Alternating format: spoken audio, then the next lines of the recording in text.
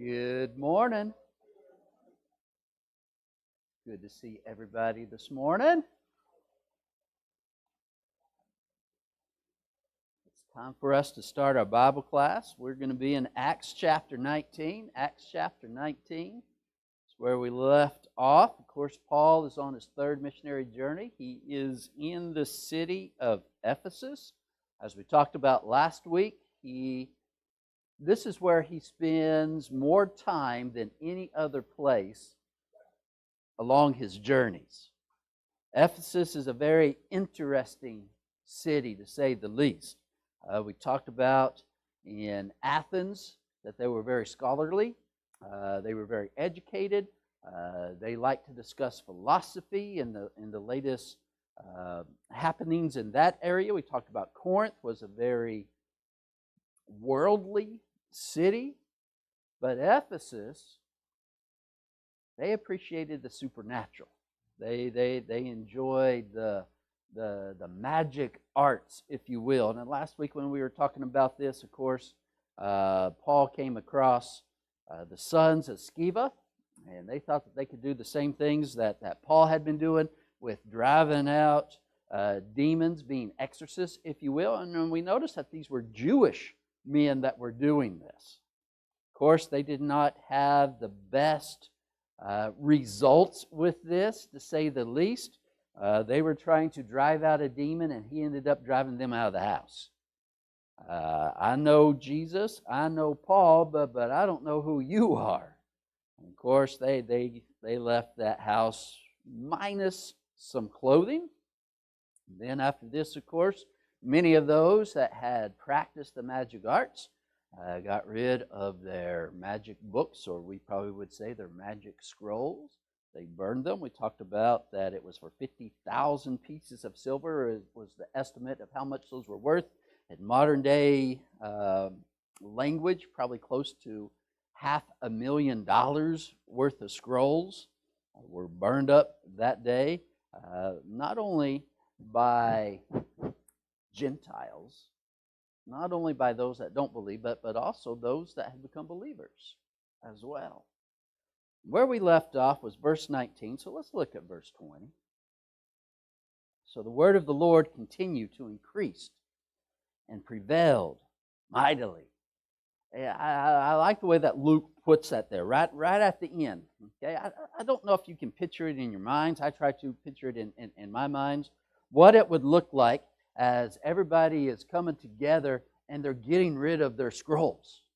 Okay, probably something that they had spent a large amount of money on to obtain in the first place. Probably something that they had considered, this is really going to help my life in one way or the other, whether it was their way of making a living or to get rid of a problem or whatever it was. There was probably at one point where they said, I need these. I got to have this. And then coming to God and throwing that into a fire to totally be destroyed. Not to sell it, not to try to get your money back, not to try to make a profit off of it, but to totally destroy it because you know it goes against God.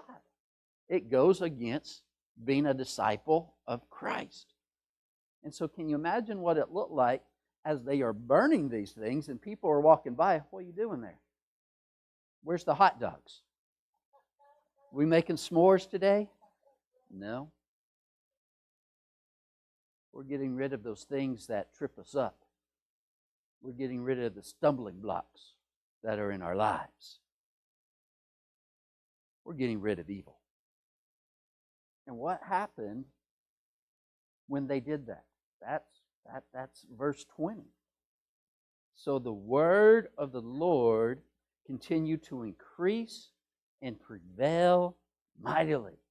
It made an impression not only on the disciples, but I imagine those that saw it as well. Why would they do such a thing? Why would you go to such lengths? Why wouldn't you sell it? Why wouldn't you try to make a profit off of it? Those are worth a lot of money.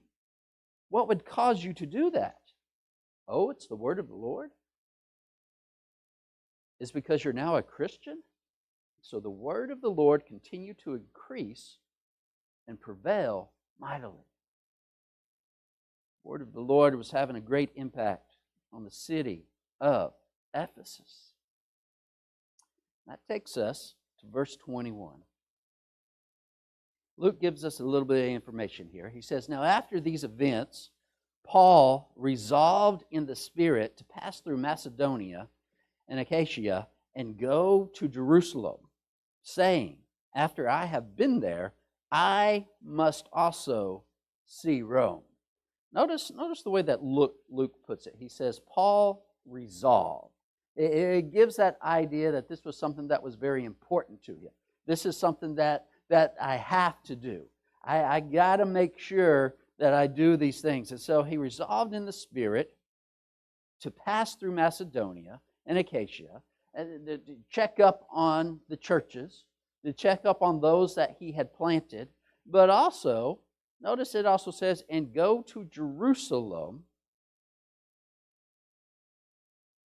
Turn in your Bibles to Romans chapter 15.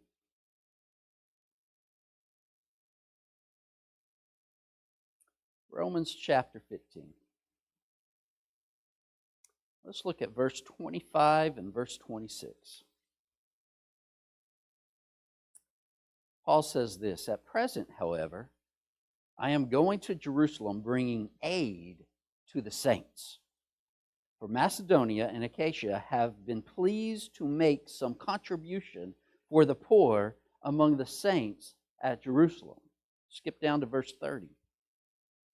"I appeal to you, brothers, by our Lord Jesus Christ and by the love of the Spirit, to strive together with me in your prayers to God on my behalf, that I may be delivered from the unbelievers in Judea, and that my service for Jerusalem may be acceptable to the saints." There is a reason that Paul wanted to go to Jerusalem. He had collected contributions in Macedonia and Achaia for the saints that were in Jerusalem, those that were suffering. And it was his purpose to go there and to deliver that to the saints. But also his desire then, afterwards, to go to Rome. It seemed that Paul desired to go to Rome to encourage those that were there and maybe to make it the base of operations to evangelize the West and to go on to Spain as well, according to Romans chapter 15, verses 22 through 24. Paul had used Antioch as that base of operations for the East. I would imagine that Rome would make a very logical place for a base of operations in the West as well. But also he would want to see the disciples that were there, the Christians that are there as well. "So I must also see Rome." Notice verse 22, Acts chapter 19. "And having sent into Macedonia 2 of his helpers, Timothy and Erastus, he himself stayed in Asia for a while." We know that he stayed in Ephesus for about 3.5 years. We know that Luke has already told us that the area was also evangelized, that Asia was also evangelized by Paul and the disciples, those that were with him, those that he had taught as well. He sends Timothy and Erastus probably to prepare for his arrival, for when he makes his way back to Macedonia and to Achaia as well. This Erastus that is mentioned here could possibly have been the same Erastus who was the city treasurer of Corinth. So it makes sense for him to send Erastus back to Corinth. There is actually some archaeological evidence of this man that has been found. There has been a stone that has been found in Corinth that has the name Erastus on it, and it describes him as the city treasurer, that he was the one that had donated the money for that. And so we have a feeling that this is probably the same one that was mentioned here in Acts chapter 19 and verse 22 that Paul sends back. Notice verse 23 with me. "About that time there arose no little disturbance concerning the way." I like the way that Luke puts this. Okay, about that time. So Paul's still in Ephesus, and he describes it. He says, there arose no little disturbance. I don't know why. I always grew up watching the Star Wars movies. Okay, and you know there's always this phrase, there's a disturbance in the Force. You know, and I think about that as Luke. Oh, Skywalker. No, as Luke is describing this. There arose no little disturbance. I mean, he could have put it, something really big happened. But he says, no, it wasn't a little thing. It wasn't a little disturbance. It's actually quite a large disturbance. And notice what he says about it. He said, concerning the way, of course, we're talking about the church. We are talking about Christianity. And you can imagine with Paul spending 3.5 years in Ephesus and everything that is going on, and people are taking their scrolls and they are burning them and whatnot. It is making a difference in that place. And if you were a person that worshiped the main god of Ephesus, Artemis, and you saw something that was growing that went against that, would you have concerns? Especially if it affected your livelihood. So about that time there arose no little disturbance concerning the way. Turn your Bibles to 1 Corinthians. 1 Corinthians chapter 16. 1 Corinthians chapter 16. And I want to look at verses 8 and 9. Paul writes this. He says, but I will stay in Ephesus until Pentecost, for a wide door for effective work has opened to me, and there are many adversaries. Most consider, when we go back to Acts chapter 19 and verse 23, that maybe this disturbance concerning the way was during the festival for Artemis, which took place about the same time as Pentecost, as we see in 1 Corinthians chapter 16. And so when we go back to Acts chapter 19, we look at verse 24, and it says this. For a man named Demetrius, a silversmith, who made silver shrines of Artemis, brought no little business to the craftsmen. Dr. Roper, in his commentary, said this. He said, in Ephesus, the goddess Artemis was identified with an ancient Asiatic fertility goddess. In some places, Artemis was pictured as a beautiful young huntress surrounded by deer or dogs. But in Ephesus, she was depicted as a many-breasted originator and sustainer of life. Some think that the many breasts are actually large grapes hung on an apron, but the concept of the giver of life remains. He also says the KJV, the King James Version, substitutes the name of the Roman goddess, Diana, for the Greek goddess, Artemis. Okay? This is a big thing in Ephesus. The temple to Artemis is located there. Even though Artemis was worshipped in other locations, Ephesus was considered to be, how shall we put it? Ephesus was known for being the home of the temple of Artemis. There was even a saying that would go around, Artemis of the Ephesians. So when visitors would come to Ephesus, guess what they would buy? Hey, let's put it this way. I've never been to New York City. But if I was to go to New York City and I was going to buy some little souvenir that depicted New York City, what would I buy? Okay, all right. We had the Statue of Liberty. Okay, maybe the Empire State Building. There could be a couple of things that you could. But I've seen people bring back from New York City, a little statue of the Statue of Liberty. Okay, I went there. This is what I got. Okay, you can think about that when you go to different places around the world. When I was in Mexico City, it seemed like every corner there was a little kid trying to sell some kind of souvenir to all the tourists and foreigners. Okay, you need this. This will represent Mexico City. This will remind you of your trip. And so I imagine it was quite the same when people would go to Ephesus and they would go to the temple of Artemis. And notice who was mentioned here in verse 24. For a man named Demetrius, a silversmith, who made silver shrines of Artemis, brought no little business to the craftsmen. Okay, notice what is going on here. Someone whose business and livelihood, it seems, is connected to the temple of Artemis.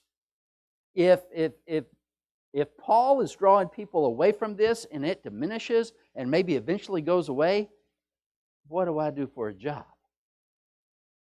People will stop coming here. I can't sell these things any longer. The people that I sell it to, that then sell it to other people, their business is going to be affected as well. So notice verse 25. Speaking of Demetrius, these he gathered together with the workmen in similar trades and said, Men, you know that from this business we have our wealth. So notice what is happening here. I don't know if you would call this a union meeting or what, but everybody that would be affected by this, he's gathering together. So basically, he's gathering the people that are going to think the way that he thinks. He's gathering the people that would be affected by this. And he says, we got to get together on this. I can imagine how that meeting's going. They probably got a picture of Paul up there, and they're like, enemy number one. All right, we got to deal with this feller, because this feller has come into our city and he's causing problems, mainly problems for us. I didn't mean to point at Bernard when I said that. That was not planned. All right? But Paul, all right, we got to do something about this. And so notice, he said to them, Men, you know that from this business we have our wealth. He could have easily said, Men, you know from this business is how you feed your families. Men, you know from this business is how you feed your children. Men, you know from this business is how you take care of your elderly. So verse 26. And you see and hear that not only in Ephesus, but in almost all of Asia, this Paul has persuaded and turned away a great many people, saying that gods made with hands are not gods.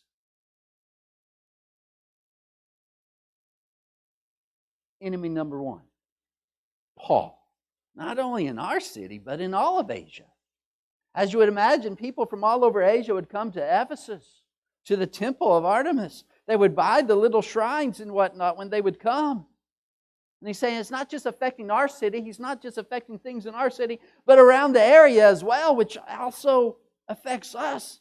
And notice the message that he is persuading people. And notice how he described it. He didn't say, tens of people. He said a great many people, saying that gods made with hands are not God.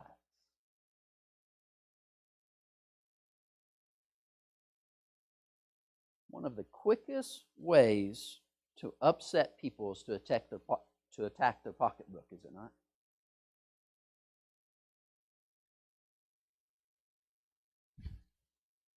Notice verse 27.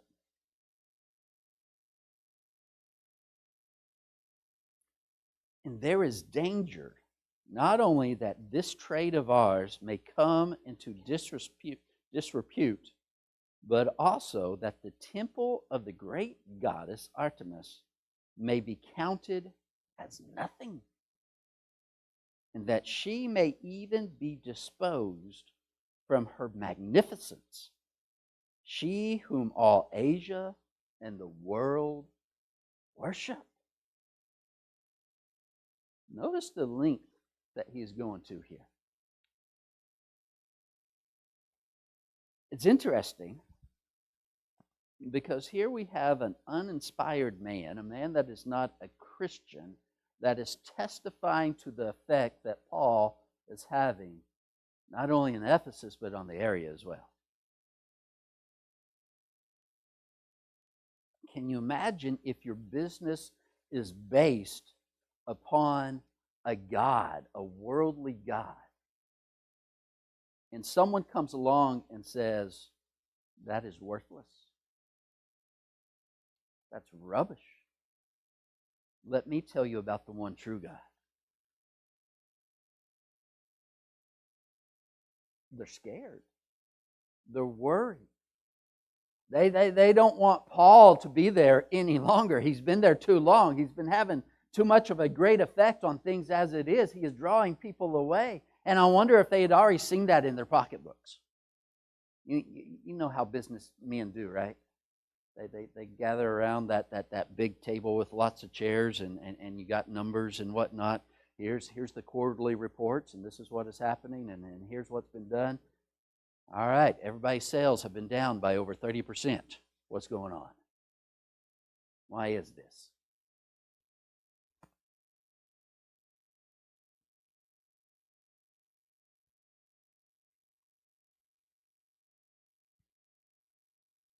Verse 28.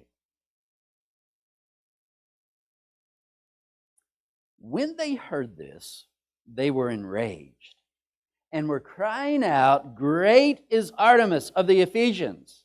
All right, notice what happens here. It says that they are enraged. Have you ever been enraged before? What does it look like when a person is enraged? Have you ever seen it? You know, if not in person, maybe someone on TV that's enraged. All right, are they logical? Are they thinking clearly? Are they saying things that make sense necessarily? No. What happens when you get multiple people that are enraged? You know, I can imagine they're looking at each other, and if this was modern days, they were bumping each other on the chest. We got to do something. Yeah, we got to get them. We got to take care of this right now. They're enraged, and they start this chant. Great is Artemis of the Ephesians. I want us to notice something through this whole episode that we go through here in chapter 19. None of them ever say, Artemis can take care of this. Nobody comes forward and says, if Artemis is really threatened here, she can take care of it. She's the great huntress. She's more powerful than Paul. Let her step forward and take care of it. Not a single one.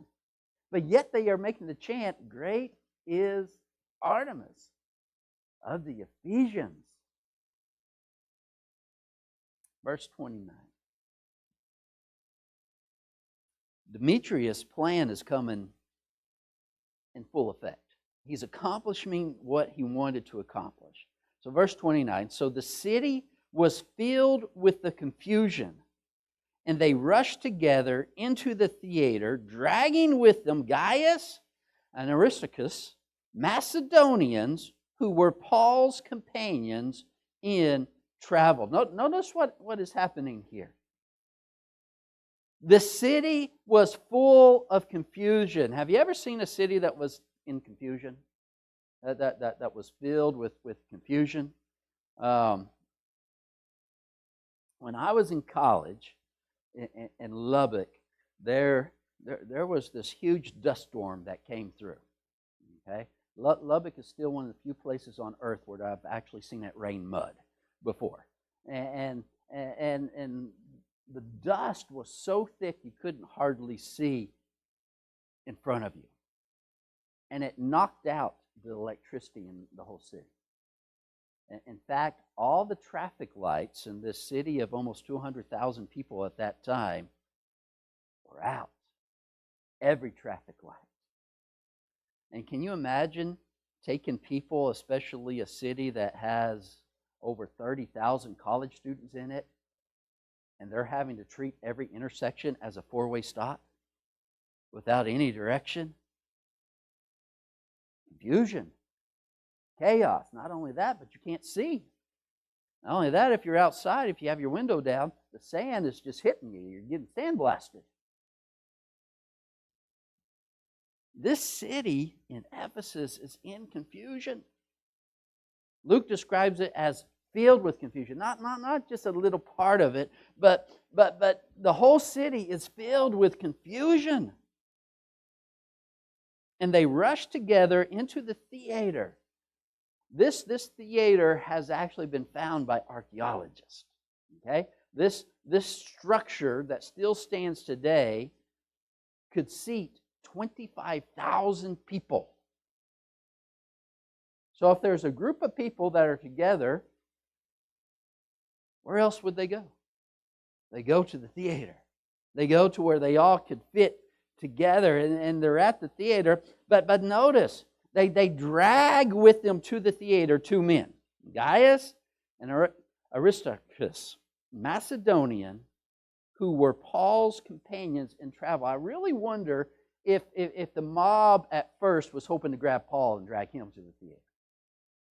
I really wonder if they were like, okay, we got to find him and we got to take him and we'll take him along with us.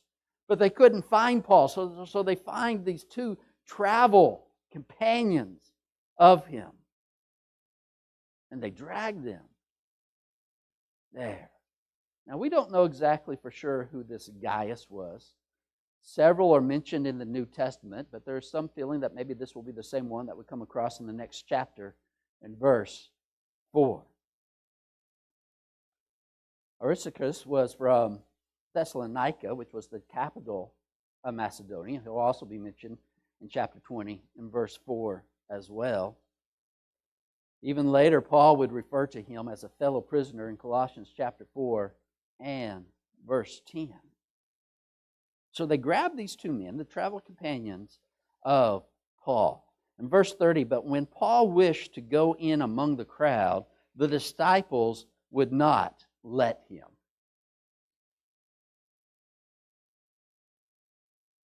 Have you ever been close to a football stadium before where you could hear the crowd in the football stadium, even from blocks away, maybe even from a mile away? You could hear the cheer of the crowd and whatnot.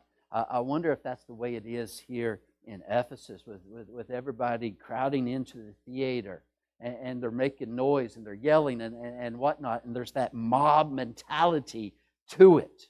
Okay? I really want us to understand this isn't like coming to worship service on a Sunday morning and everybody took their seats and folded their hands and were quiet. That's not the scene that we have here in this theater.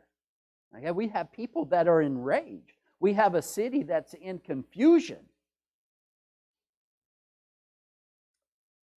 Paul wants to go into this. Paul wants to walk into this theater. I imagine Paul wants to take care of his two travel companions. Paul, I figure, knows that they are in danger because of him. What the mob wants is him. If a mob has taken two of your friends and they are in danger, would you sacrifice yourself for them? Would you want to? Would you want to go and take care of things? Paul wants to go. Who stops him? Disciples stop.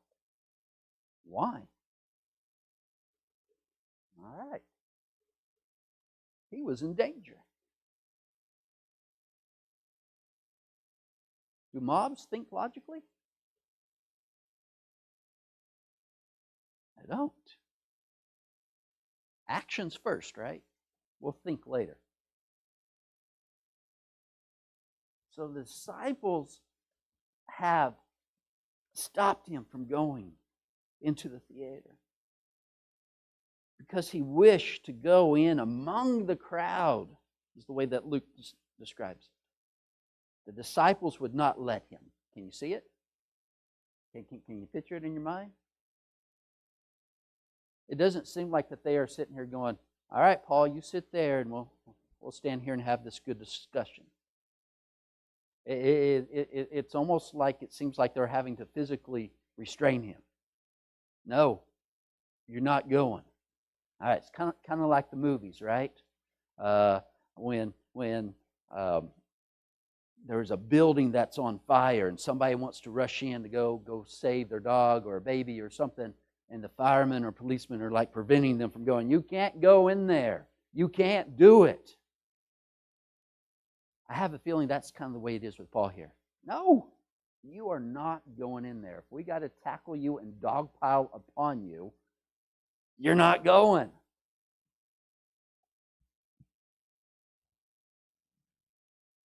Verse 31.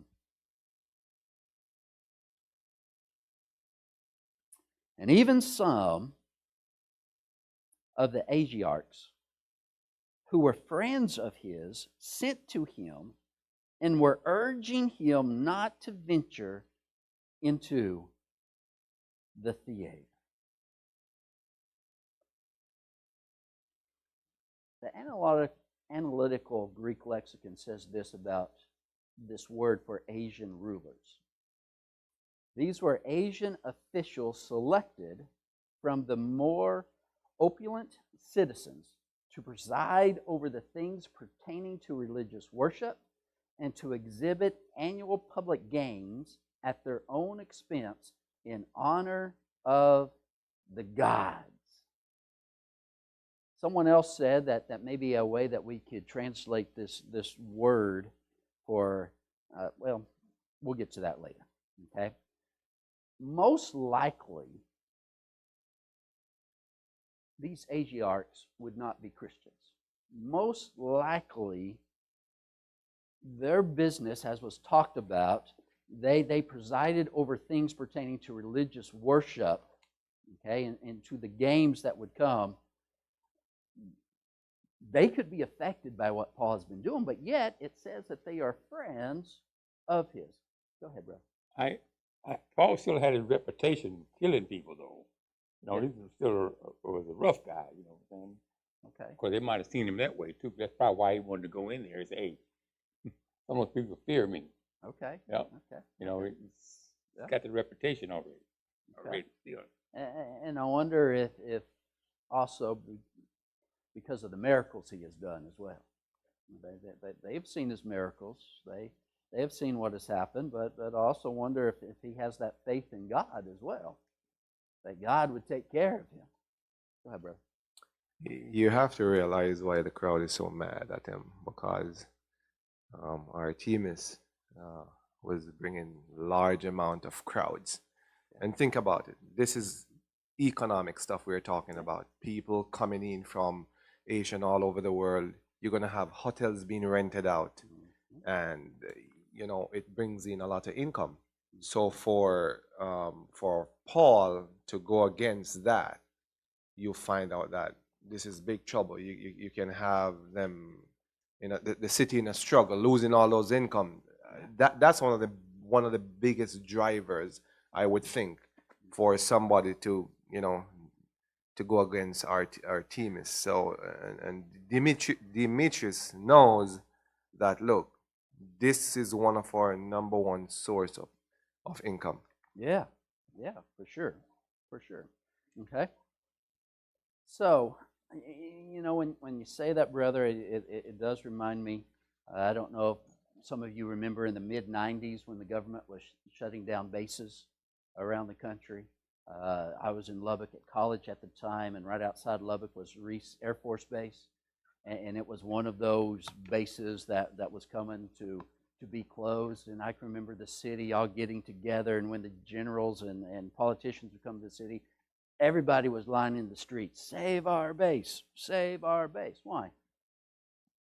Did everybody like Lubbock so much? Okay. Yeah. A lot of us like Lubbock. But it was the income, and the business people knew, you take that base away, it's going to affect our restaurants. You take that base away, it's going to affect our hotels. You take that base away, it'll affect our grocery stores. You take that base away, it's going to affect our schools. You take it away, and it's going to hurt us.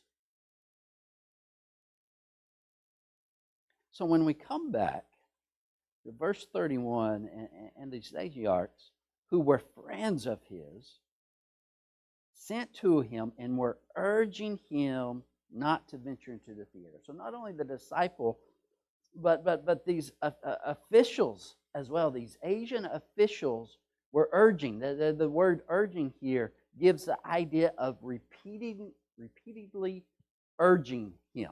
Okay, not just once, Paul, you don't need to go in there. But no, they had to do it over and over again, which I think shows how much Paul wanted to go into the theater. He wants to be in there. He wants to take care of his travel companions. And so when we come to verse 32, it says, "Now some cried out one thing, some another, for the assembly was in confusion, and most of them did not know why they had come together." Isn't that interesting? Notice the way that Luke describes it. Some were saying this. Some were saying that. Most people didn't even know why they were even there. Have you ever been in that situation before? Where you just kind of ask the question, why are we here? What's going on here? What's happening here? You know, it's not like they had Facebook back in the day where you could go and look up on Facebook. Oh, okay, this is what's going on. No, you would have to go, and then you would ask somebody, and somebody might say, "I think we're here to discuss traffic tickets." And somebody else, no, somebody killed somebody. Oh, no, this happened. No, this happened. And maybe somebody actually got something right, but do you know how fast gossip spreads? Especially in riot situations. Some cried out one thing, some another. For the assembly was in confusion, and most of them did not know why they had come together. Benjamin Franklin defined a mob as a group of persons with heads aplenty but no brain. I think that's probably the situation that we have that is going on here in Ephesus. I won't repeat that. Verse 33. Some of the crowd prompted Alexander, whom the Jews had put forward. And Alexander, motioning with his hand, wanted to make a defense to the crowd. Now here's the interesting thing.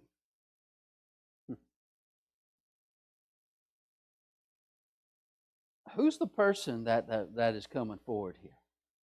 His name's Alexander. We don't know exactly who Alexander is for sure, but who's putting him forward? The Jews are. Isn't that interesting? This riot, this mob is together because of the goddess. What would the Jews have to do with Artemis, the goddess of the Ephesians? Why would a Jew be stepping forward? It's interesting.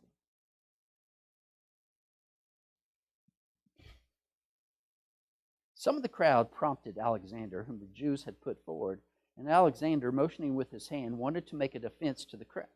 Can you picture it? How do you get a mob to be quiet? You raise your hand? Okay, but picture it. All right, think of a Greek or Roman theater where the stage is down at the bottom, and you got that stadium seating that's fanning out here. And so if someone's down on the stage, everybody that's in the seating, they can put eyeballs on them. They can see, right? Okay? And so he's motioning to them. How would you motion? You know, whatever way that you can think of to try to quiet a crowd that is in a mob mentality and is that in a state of confusion. And so he tries to get them to quiet down.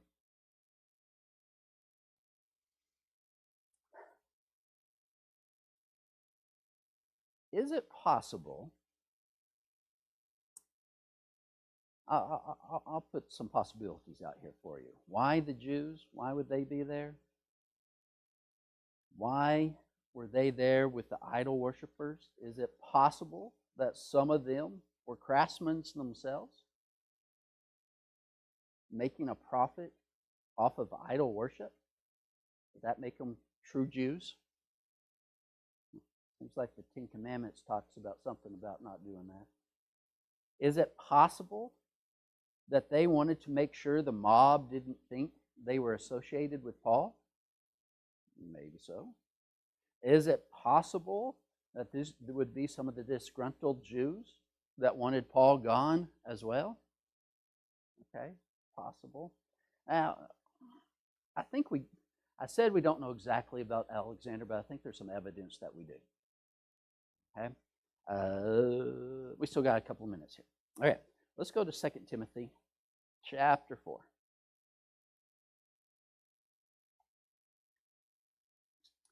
2 Timothy chapter 4 and look at verse 14.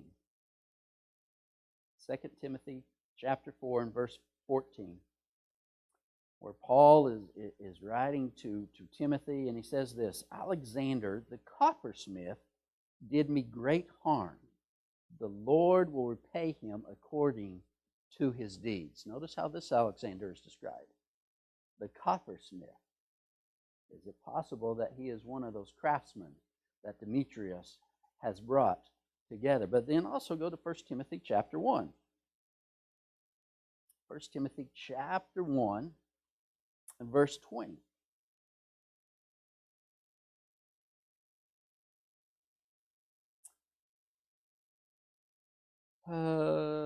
Let's just start in verse 18.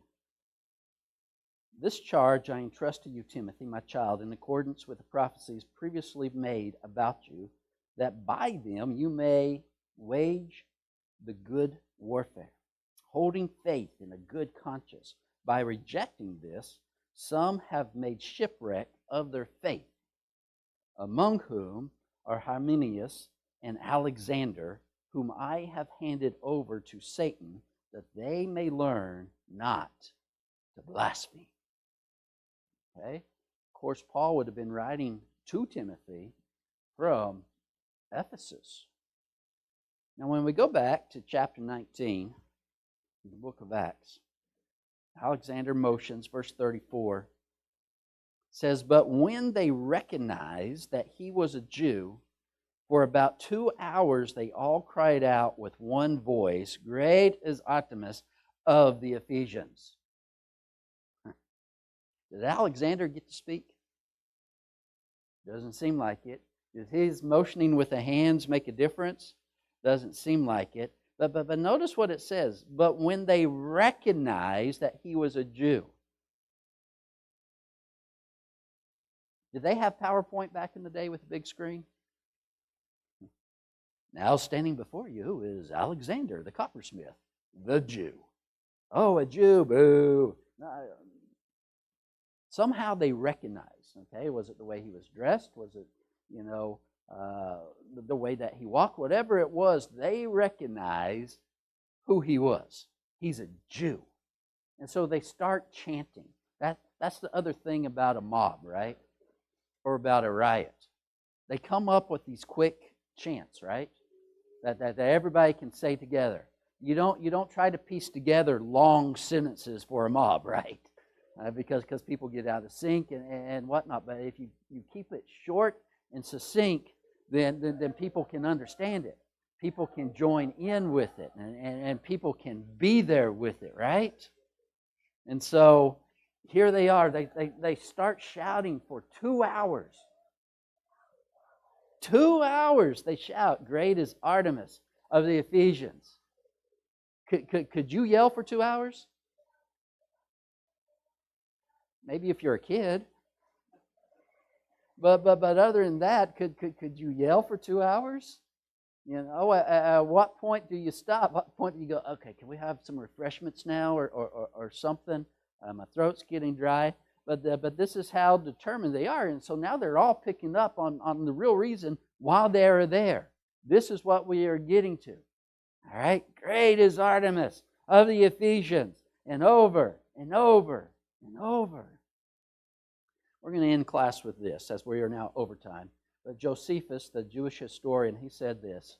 He says, the citizens of Ephesus looked down on the Jews because of their exemption from the military, observance of the Sabbath, strange dietary laws, and other ancestral customs. So the Ephesians did not view the Jews, how should we say, in a great light anyway. So when they recognized that he was a Jew, they started their chant for 2 hours. Let's end our class with a word of prayer. Father, we do come before you now and thank you for being our God. Father, thank you for this beautiful morning that you have blessed us together to be able to study your word and to be able to worship you. And Father, I pray that as we enter into our time of worship, that you will bless us. And Father, that you would help us to worship you in spirit and in truth. Father, that everything will be pleasing to you. And as always, all the glory goes to you and not to ourselves. Father, we love you and thank you for being our God. It is in your Son, Jesus the Christ, whose name we do pray. Amen.